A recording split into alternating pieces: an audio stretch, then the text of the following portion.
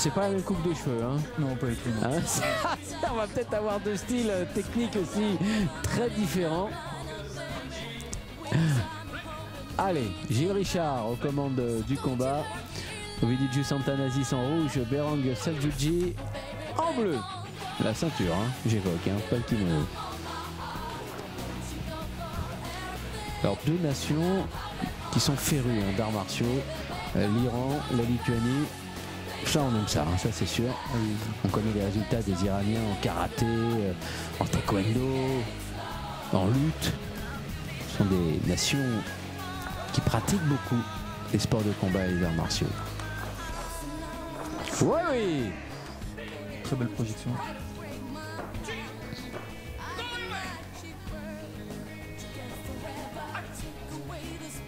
Une projection où on passe la hanche, hein. C'est pas comme en boxe taille où on ne peut pas passer la hanche, Non, on peut juste faire basculer. Là on peut véritablement projeter quoi. On projette comme au judo. Ouais c'est ça, ouais. On fait la liaison de boussole, on peut enchaîner tout de suite. Hein. Il faut aller vite quand c'est le round de martial arts. Et là, eh bien nous sommes justement dans la formule triathlon amateur. Oh regardez cet étranglement avec le triangle. Ah, dommage hein, que 5 secondes, ça aurait peut-être pu donner quelque chose. Il aurait pu finaliser sa technique. C'était bien vu en tous les cas. On a de redoutables techniciens là sur le ring.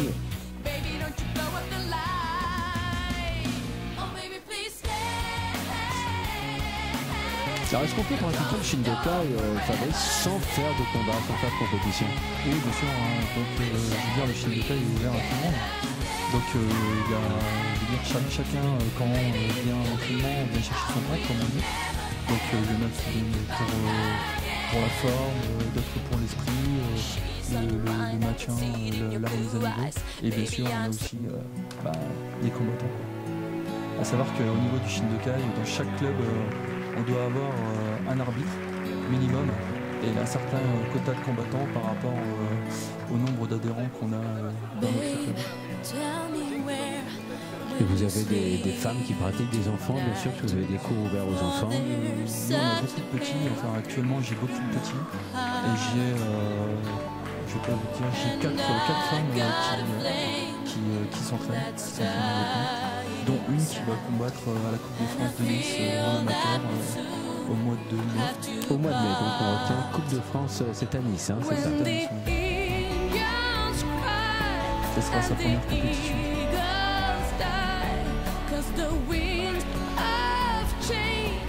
Allez, la deuxième reprise en art martial entre le Lituanien Ovidiu Santanasis et l'Iranien Berang Seljuji.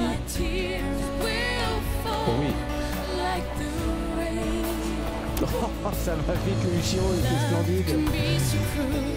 Attention, la non là, c'est le Lituanien finalement qui est emmené au sol. On voit un peu l'étranglement. Ouais, l'Iranien qui était dans la garde de toute façon. C'est deux fois qu'il se fait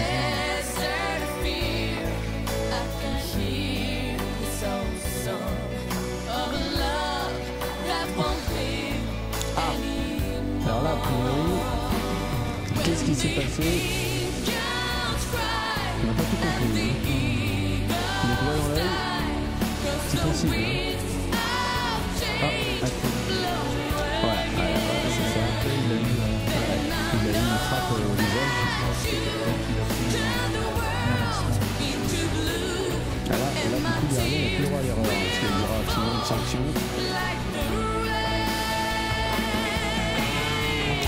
Les Lituaniens qui défendent pour ne pas être projetés. Le Maguire.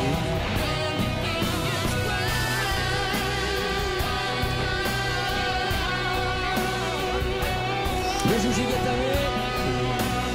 Ah, mais ça va être trop court, hein. 5 secondes, ça va être trop court, il n'a pas pu fixer derrière.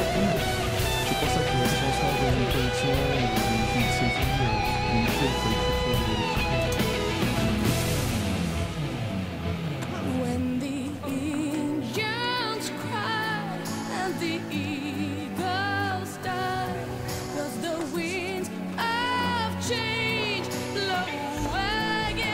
Voilà.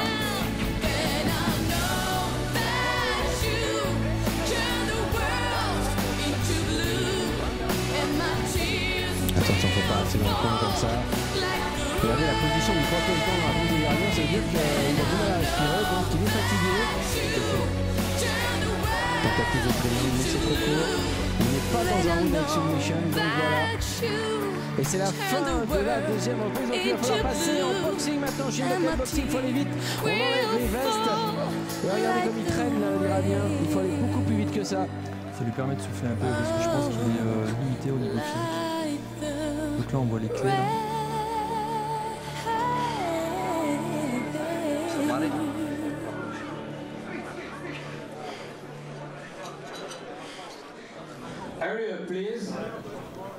Il prend son temps pour respirer. On vient lui donner un petit coup de main. Oui, parce que c'est bien précisé dans le règlement, il faut aller très vite. On a 1 minute pour changer. Voilà, tout à fait. Sinon, on enlève l'esprit de la compétition. Et tout doit s'enchaîner. C'est un triathlon. Voilà, ça traîne. Donc là, on joue un peu la montre du côté du côté bleu.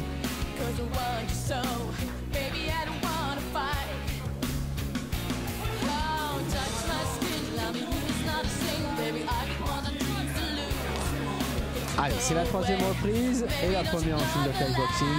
On va voir si le changement de style permet un rééquilibrage ou alors carrément une confrontation complètement différente. On se méfie, hein. Pour l'instant Fabrice on demande bien, on ne sait pas qui va dégainer le premier, quelques secondes d'observation. Alors vous voyez déjà la position de la tête de l'Iranien dans les échanges, il n'a pas du tout l'habitude de boxer. Il a le menton en l'air, la tête qui part à gauche, à droite. C'est pour ça que, comme je disais tout à l'heure, au club il faut tout travailler. On ne peut pas se permettre d'être bon au sol, d'être bon au karaté, puis en boxe, d'avoir des lacunes. Ouais. Faut être bon partout quoi. Il vaut mieux être bon partout que très bon que dans un seul domaine. Hein. Quand même. Donc là, l'effondrement est passé.